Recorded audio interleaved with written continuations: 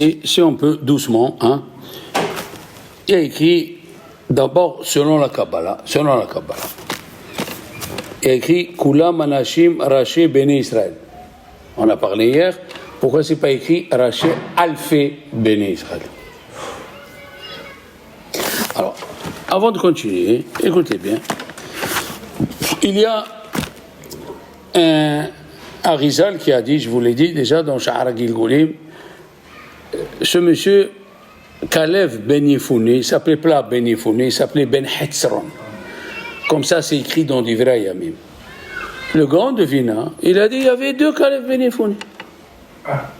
Mais Arizal, il ne dit pas ça. Il ne dit pas qu'il y avait deux Kalev Ben Yefouni. Arizal, il dit que c'est le Gilgul de Lavan. Pourquoi? Parce que Lavan, quand il a reçu Eliezer, il lui a dit Bo Beruch Hashem, Kanes ki piniti et abayit. Il a dit le mot piniti. Qu'est-ce qui s'est passé? Lavan, c'était quelqu'un qui était le représentant du mal. Lavan, c'est quelqu'un qui était le représentant du mal. Puisqu'il était le représentant du mal, il a fait un effort. Il a fait un effort de dire Bo Beruch Hashem. Ça veut dire, il dit Rashi, il a sorti Eliezer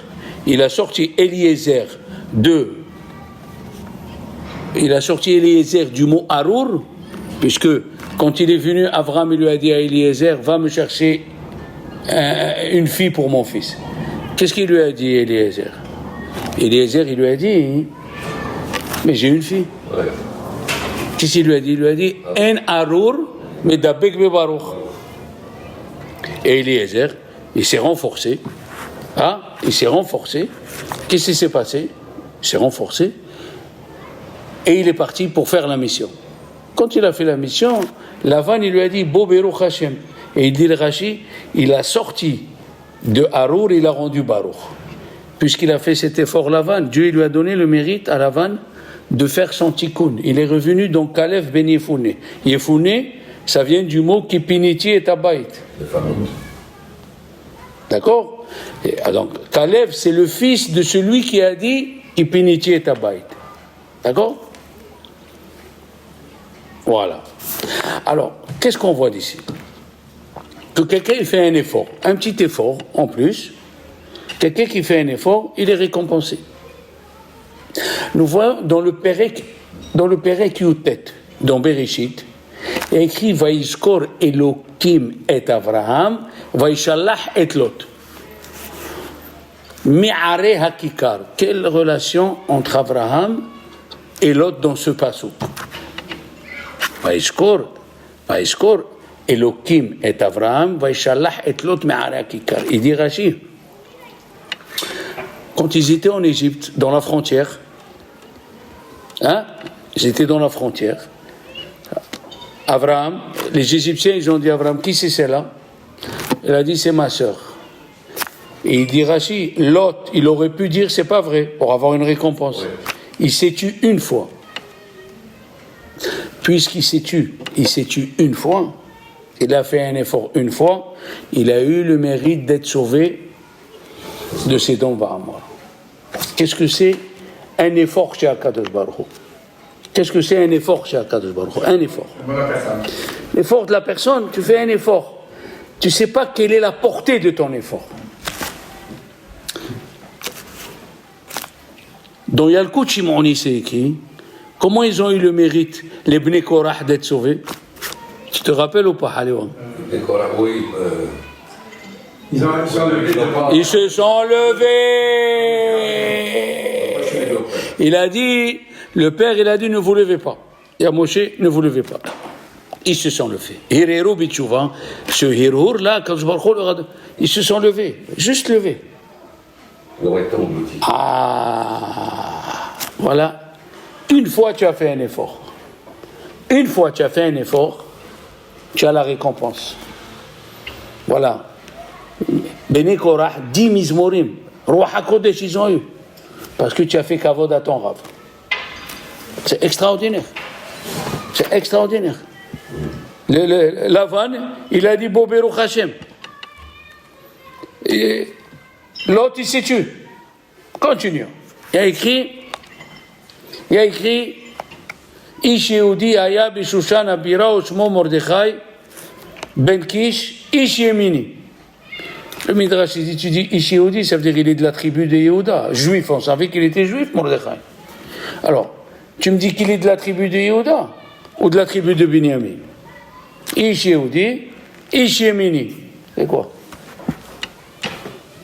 Ish Yehudi, Ish Yemini. C'est quoi? Le Midrash dit, David Amelech, il est rentré un général, il s'appelait Shimei Ben Gera.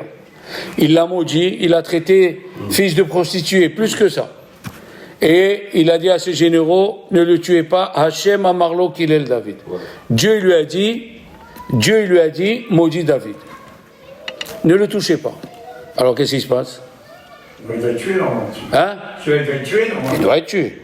Il a dit à Shlomo Amelech, ne laisse pas finir sa vie normalement.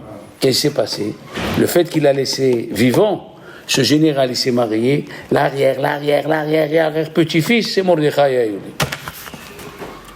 Grâce à qui on a eu Purim? Parce que David Amelech, il ne s'est pas vengé.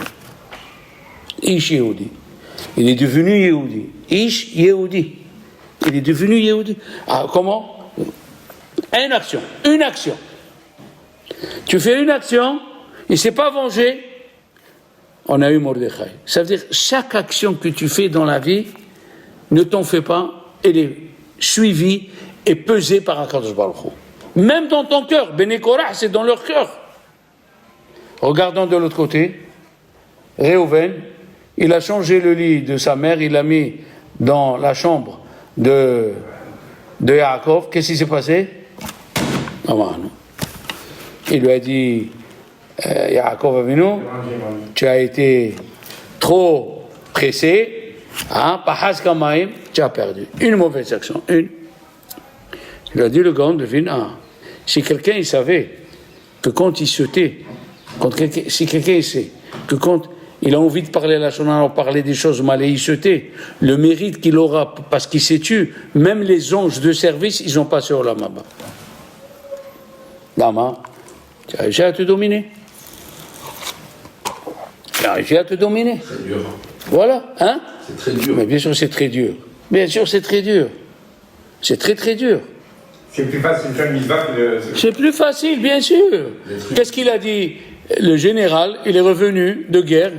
Il lui a dit, Havot al-Vavot, il lui a dit, le rabbin, il lui a dit, tu as fini la petite guerre. Maintenant, tu vas commencer la grande guerre. Il lui a dit, c'est quoi la grande guerre? Il a dit, contre toi. Contre tes midotes. La grande guerre, c'est contre tes midotes. Regardez de l'autre côté. Je vous ai dit à 3 ou 4 semaines, il y a écrit Vatachar Deborah. Oui. C'est écrit Eshet Lapidot. Udvora Nevia. Oui. Eshet Lapidot. C'est quoi Eshet Lapidot? Les flammes. C'est écrit Vatachar Deborah ou Barak ben Avinoam. Il y a écrit Barak ben Avinoam.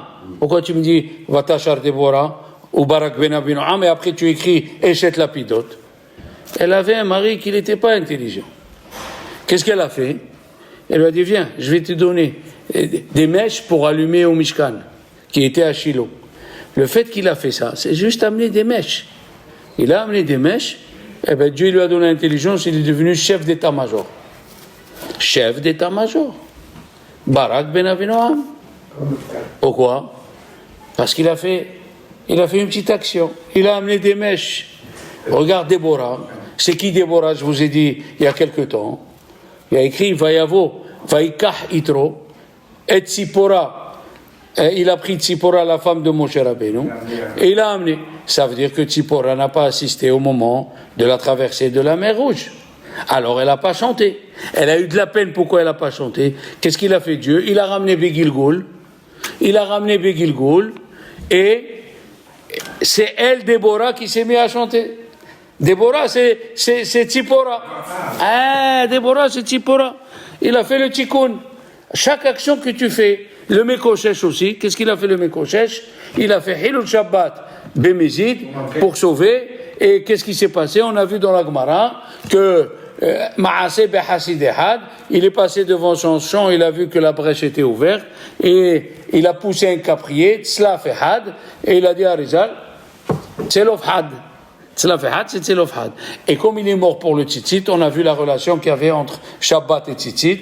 Rabbi Ouda Barbi el-Haïs et le Hassid, il se lavait les mains pour Shabbat et il se mettait le tzitzit pour recevoir. Voilà. Ça veut dire, prenons les Meragelim. Le Midrash, il dit, nous allons voir. Ils auraient résisté à ces 40 jours. Ben, ils auraient sauvé 40 ans. Ah. Et là, vous allez voir. Regardez, maintenant, on va commencer le cours. Qu'est-ce qu'il a dit, Dieu? Dans ce désert, ils vont tomber. Ah oui.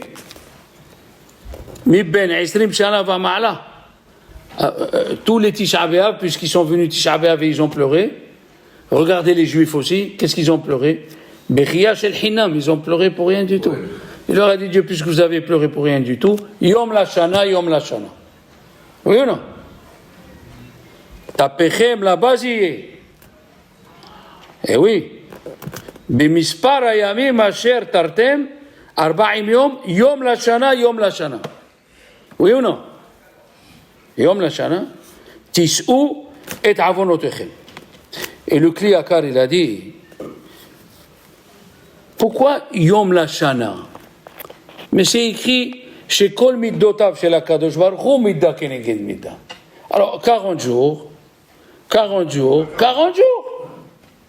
Pourquoi Yom Lashana? C'est la question qu'il a posée, le Kli Yakar. Qu'est-ce qu'il a dit? Regardez. Qu'est-ce que c'est écrit dans le prophète qu'à Tisha B'Av, il y a eu Yelil ou Bechi. Yelil, c'est les lamentations. Ou Bechi, les pleurs. Yelil ou Bechi. Yelil, Yud Lamed, Yom Lashana.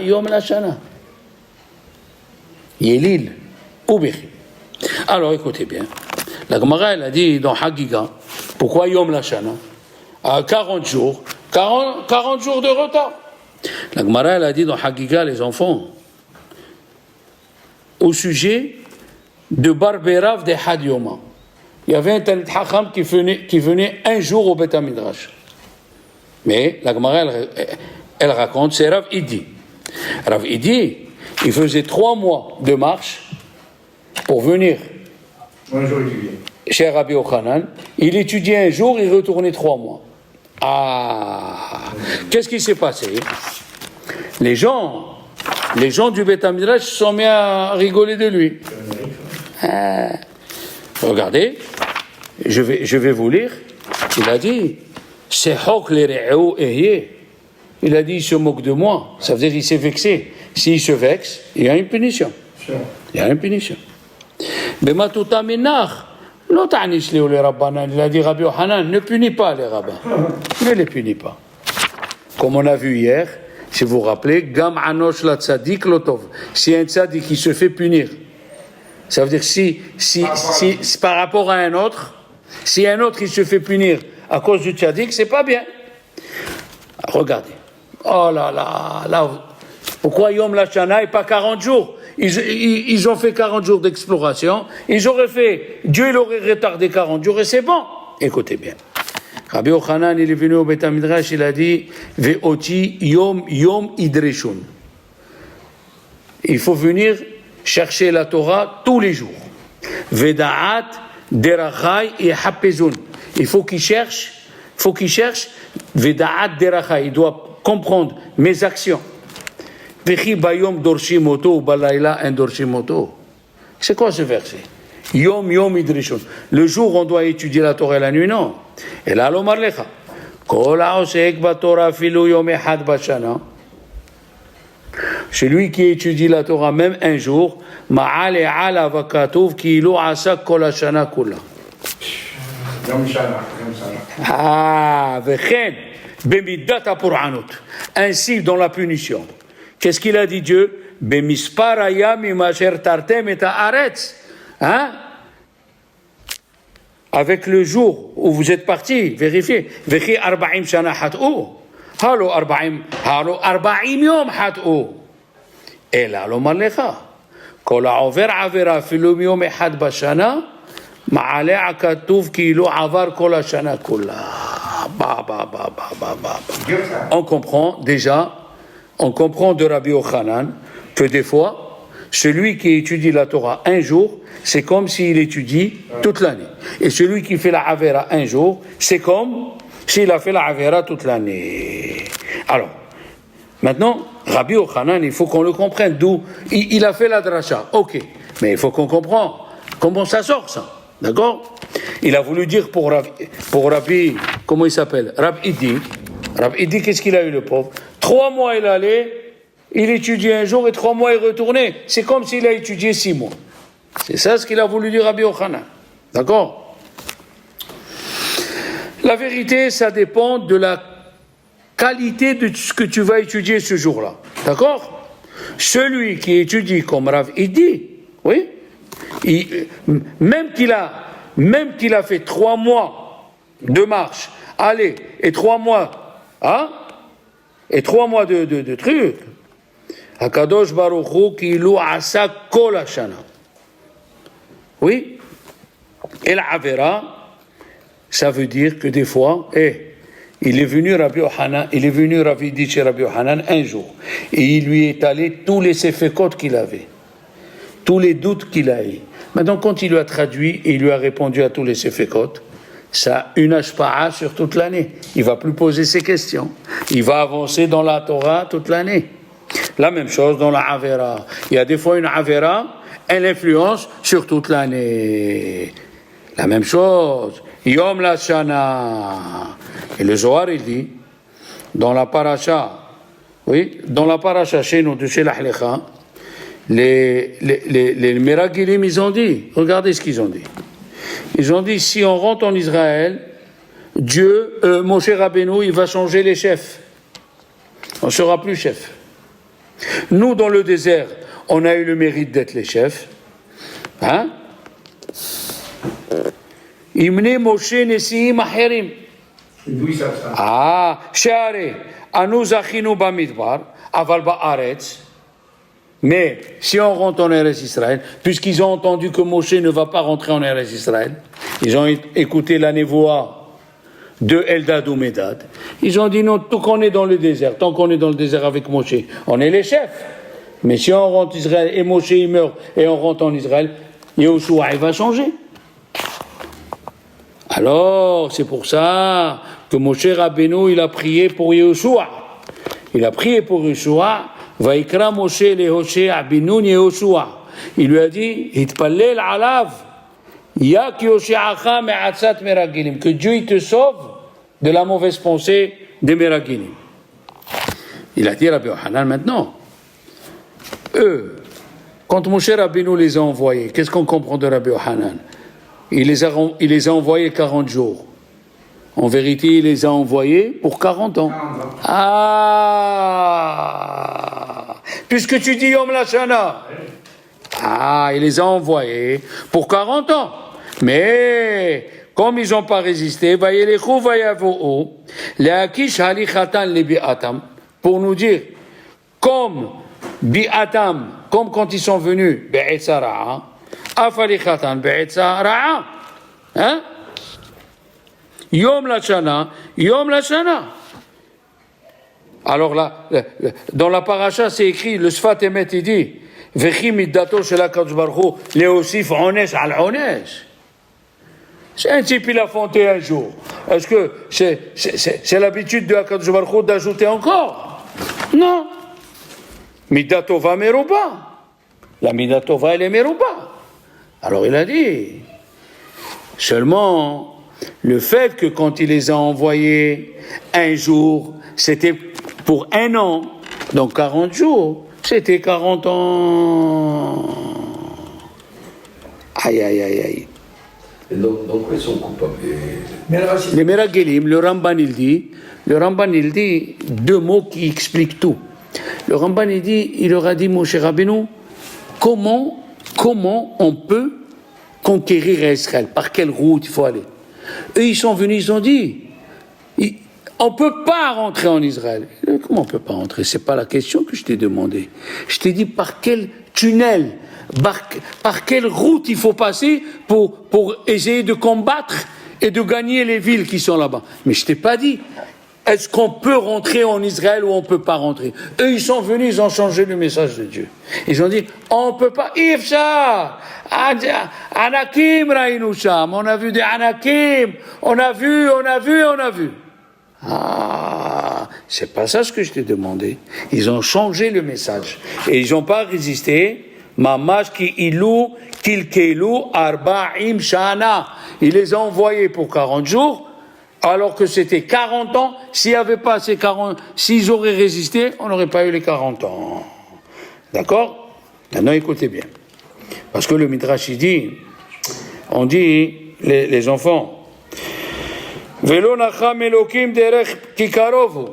Dieu, il n'a pas voulu qu'on passe par les Philistins. 1 minute. Et le Midrash, il dit, regardez, Hekifam akadosh baruchu 40 shana. Pourquoi? Ou Amar, imani molicham derech pishuta. Si je les fais rentrer maintenant en Israël, mahzikim ish basade ou bakkerem, chacun va rentrer dans son champ et sa ville, ou mevatlem et Torah. Et là, ani molicham derech hamidbar, je vais les amener dans le désert, viuchlu et amman. Ils vont manger la manne parce que la manne les obligeait à étudier la Torah. Ils vont boire l'eau du Be'er. La Torah, elle va rentrer dans leur cœur. Comme ça, il dit le Midrash. Comme ça, il a dit Dieu. Mais comment comme ça, il a dit Dieu? Mais on vient de dire que c'est à cause des Meragelim. On vient de dire que c'est à cause des Meragelim.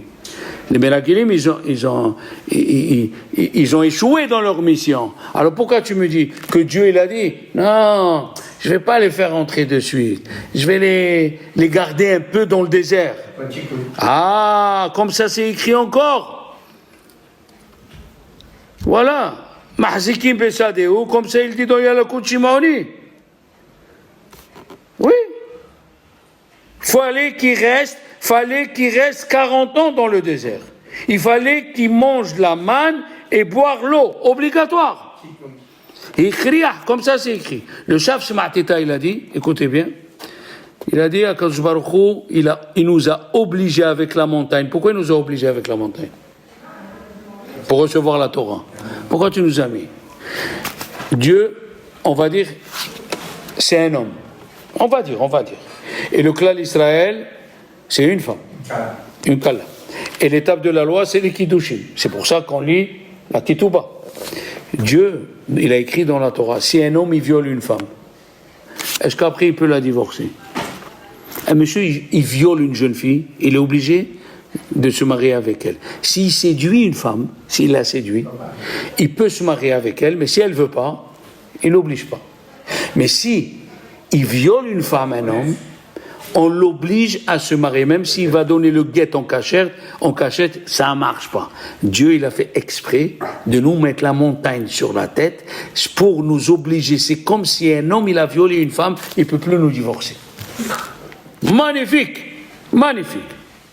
Alors, il dit le Shaf Shmatita, oui, la manne qu'ils ont mangée dans le désert, ça a obligé les Juifs à étudier la Torah et qu'elle leur pénètre dans le corps. Comme ça, il dit dans Yalakut Reuveni. L'ange qui représente la Torah, il s'appelle Yefefia. Yefefia, c'est la Gemataria de 195. Qu'est-ce qu'ils ont dit les Juifs dans la paracha de la semaine dernière? Venafshenu katsa belechem akeloker.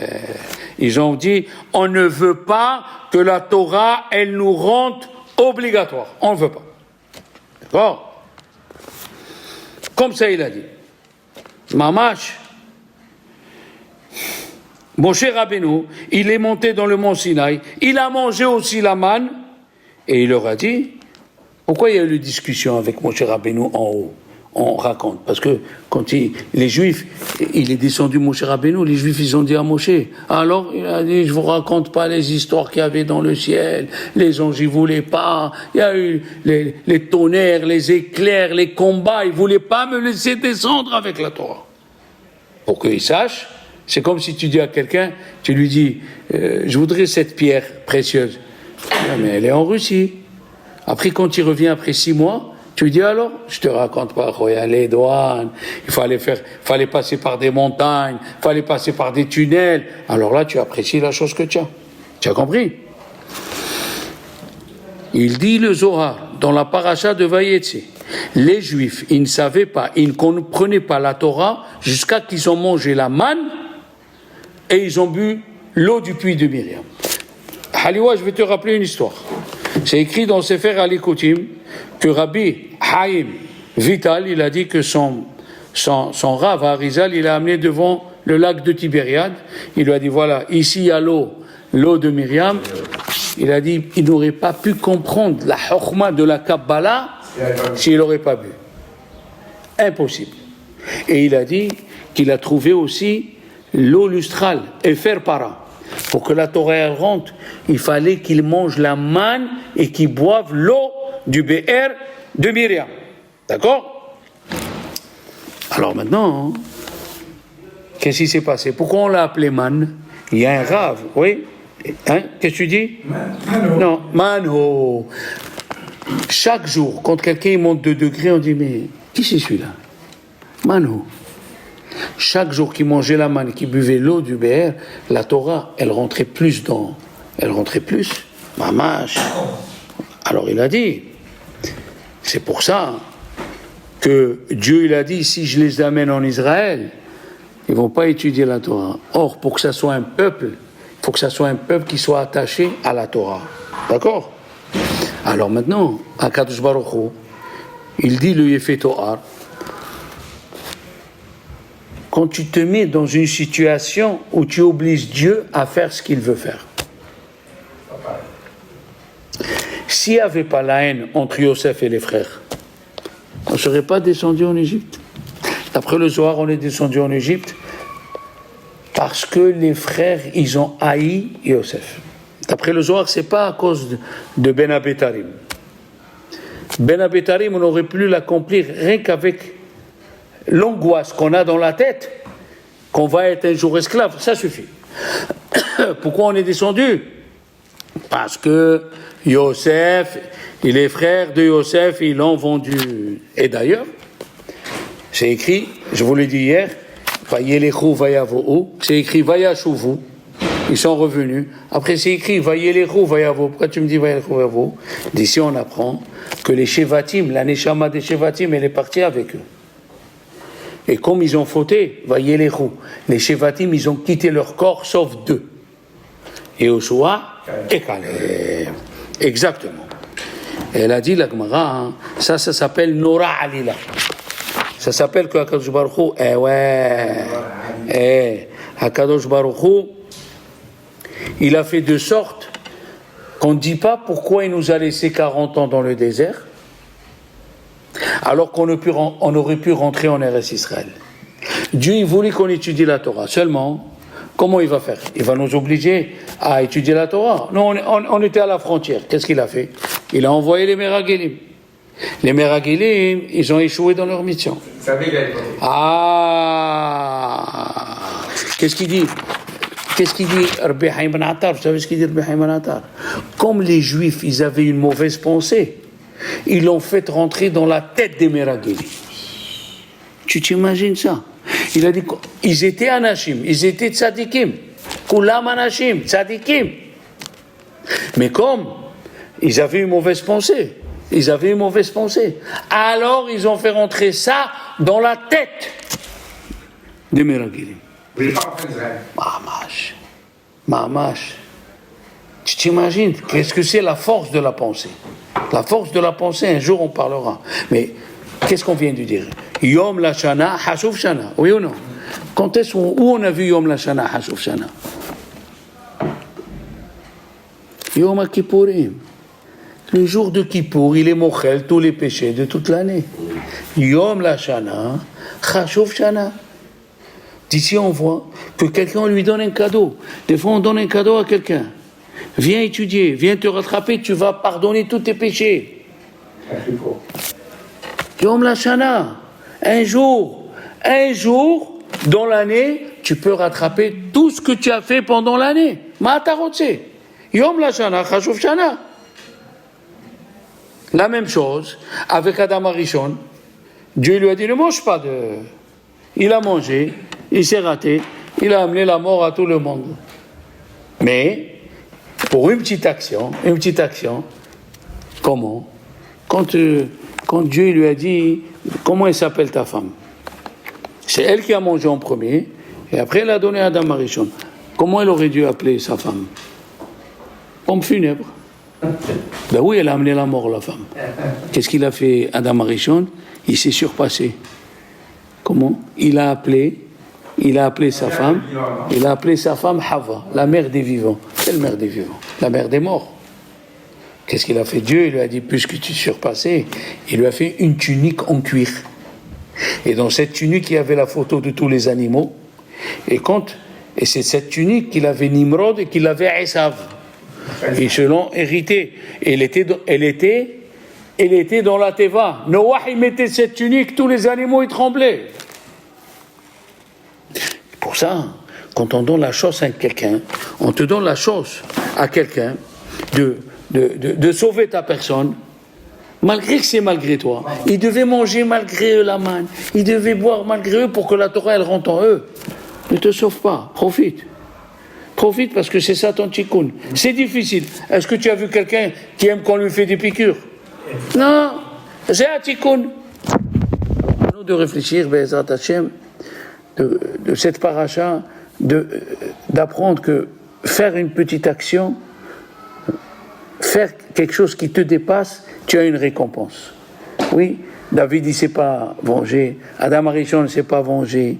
Et les autres, ils se sont moqués. Ils auraient dû faire, ils ne l'ont pas fait. Des fois, une action, elle sauve la personne. Voilà, mes chers amis.